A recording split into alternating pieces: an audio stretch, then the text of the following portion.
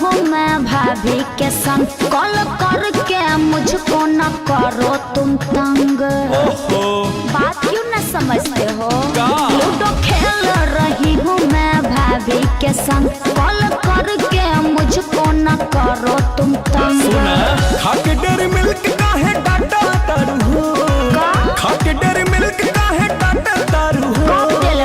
याद करा लॉकडाउन में, अरे बोलो लॉकडाउन में मोहब्बत के गोटी काहे ए गोरी काटो तारू।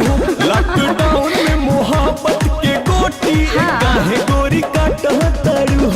अरे तहरा बुझाता, अरे तकी करा बुझाई।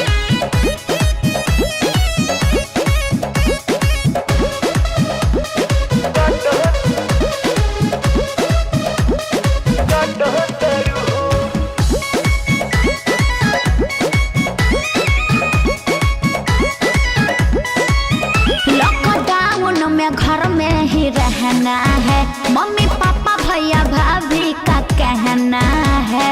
अरे तो हिम्मत जुटावा ले आवा। लॉकडाउन में घर में ही रहना है, मम्मी पापा भैया भाभी का कहना है, समझे? मनावा तरह से देखे खातिर तानी आवा बहरा। कैसे बीत गइल के तना दिन ना देखवलू चेहरा। तो का करी? बना के बहाना माथा चाटा तारू, बना के बहाना माथा चाटा तारू। अरे दिक्कत बा लॉकडाउन में, अरे का लॉकडाउन में? लॉकडाउन में मोहब्बत के गोटी काहे ए गोरी काटो तारू। लॉकडाउन में मोहब्बत के गोटी ए काहे गोरी काटो तारू। अरे ऐसा नहीं के।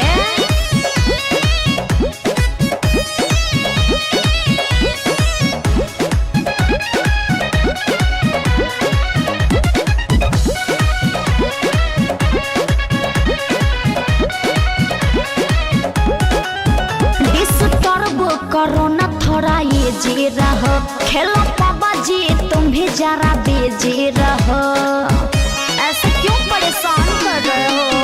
डिस्टर्ब करो न थोड़ा ये जी रहो, खेलो पापा जी तुम भी जरा बेजी रहो। फेसबुक पर तोहार रोज देखी मुस्कान, डीपी संजय सिंहपुरी सब झूठ बा।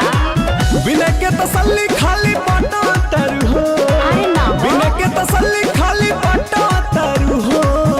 अरे तो अभी का लॉकडाउन में, का बोलो ना? लॉकडाउन में मोहब्बत के गोटी काहे ए गोरी काटो तारू।